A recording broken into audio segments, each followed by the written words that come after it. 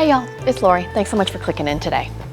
Rental properties fund our boat life, and I still self-manage all my rental properties. So it was absolutely critical that I got my tenant screening process down pat. Now, tenant screening sounds scary, but it's really not difficult at all once you figure out what you need to do. And in this video, I'm gonna go over the 4 main things you need to really understand about an applicant to understand whether or not they're going to be a potentially good tenant. Now, I recently posted a video about a tenant I had that broke their lease and left the house just absolutely filthy.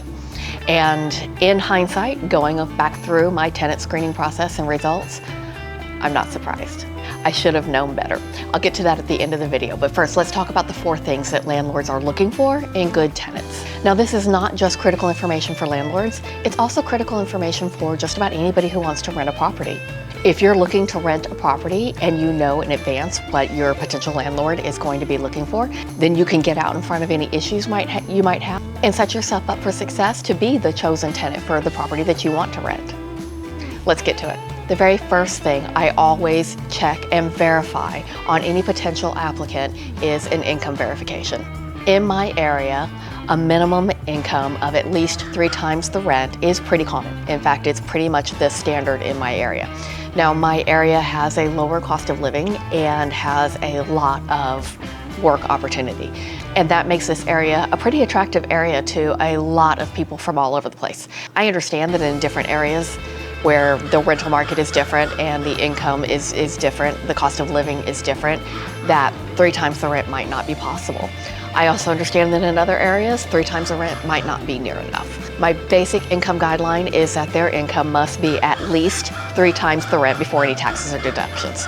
So that's the very first thing I need to understand about an applicant, is can they afford the house? And as such, that's the very first thing I check.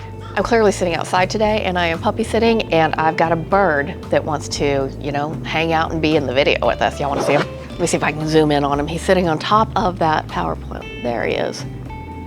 That's the bird that you could all hear in the video. Hey bird, we're filming here. Oh, I hear his friend or his cousin or his relative, a bird relative. I hear his bird relative. Did you hear that? He's calling out to him saying, hey dude, she's filming over here, come on. So if the income verification checks out and everything's good there, I move on to the second step of the selection process, and that is in running a credit report.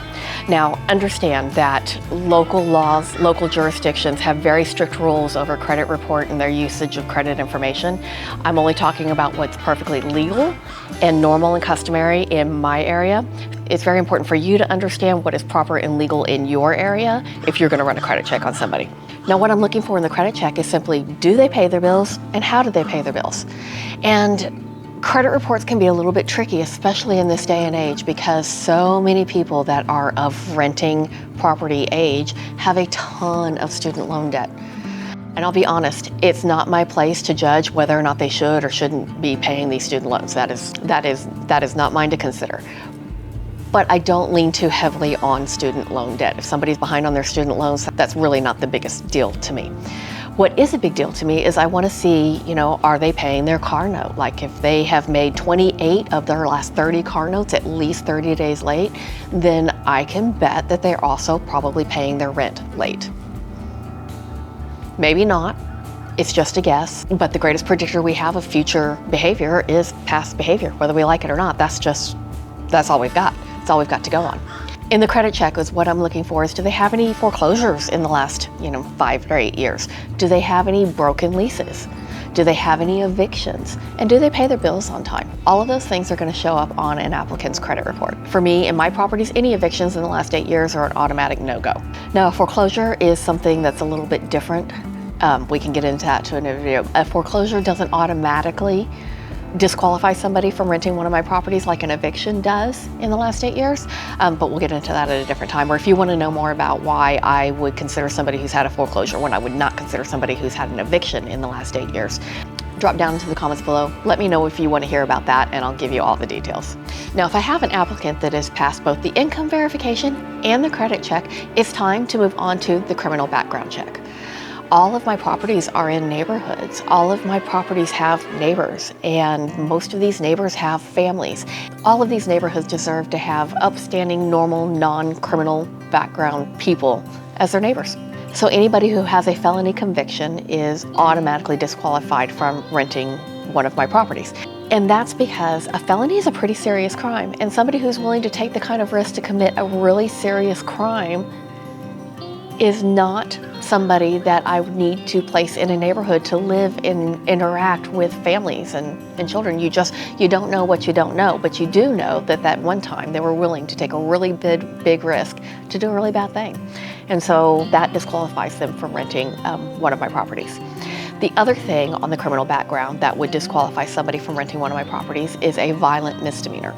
Now I know there's a big difference between misdemeanors and felonies, but any act of serious violence that results in a conviction of a Class A type misdemeanor, which is a pretty serious misdemeanor, is not eligible to rent one of my properties. And that's simply because I refuse to place people who have shown a propensity for violence in neighborhoods with families in my house. It's just not cool. I wouldn't want somebody moving a violent person in next door to me, and so I don't do that to other people. Now, the fourth and last thing I check before making a decision on whether or not an applicant is eligible to become a tenant in one of my properties is their rental history. Rental history is important, whether we like it or not. I'm going to say it one more time. The best predictor of future behavior is prior behavior. I only ask 3 questions of their previous landlords. I ask, do they pay the rent on time? Yes or no? And then I take that information. The next thing I ask is, did they receive their deposit back in full? Yes or no? I don't ask for details because as a landlord, I know that most of my tenants do receive their deposit back in full because most of my tenants take really good care of the property. They've gotten through the selection process, they're good people, they do good things, they need a clean, safe place to live, and that's what I provide. They rent the house. Almost all of my tenants get a full refund of their security deposit. So I understand that if another landlord has issued a full refund of a security deposit, then that's a pretty good indicator that I would be able to do the same. And that means this person took care of the property that they were living in reasonably. And that's what I'm looking for. And then the third question I ask a previous landlord, and it's just a simple yes or no, would you rent to them again? And that is a huge indicator on what their experience was as a landlord working with this person. Would you rent to them again? Yes or no? And this rental history check is where I went wrong with my bad tenant experience. My tenant that had broke his lease and left the house a mess said he didn't have a rental history. He and his family had been living with a family member, and they had been living with a family member for several years, so they didn't have a recent rental history. They didn't even have a rental history in the last 5 years.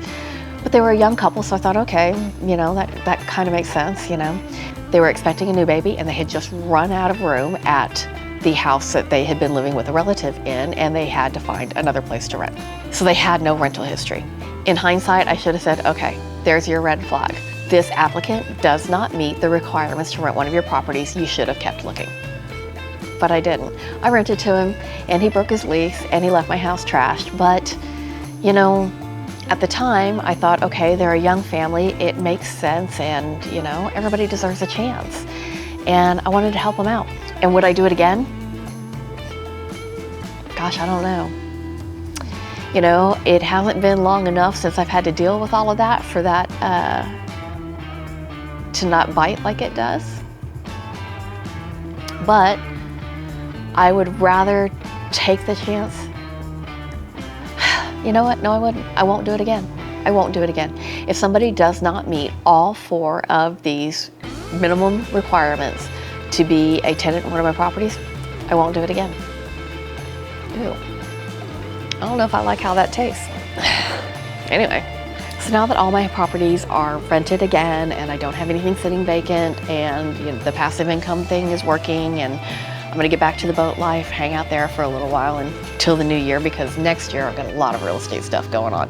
I've got to buy several houses, and I've got a lot of stuff that I'm gonna do, and some other houses I'm gonna do a 1031 exchange. I've got a lot going on next year, but I can do all of this from my boat. So I hope you do consider subscribing to the channel and come with me on that whole adventure and see how all this works out and see how rental properties are funding our boat life. Thanks so much for hanging out with me for a few minutes today. It's been great chatting with you. Until I see you next time, bye y'all.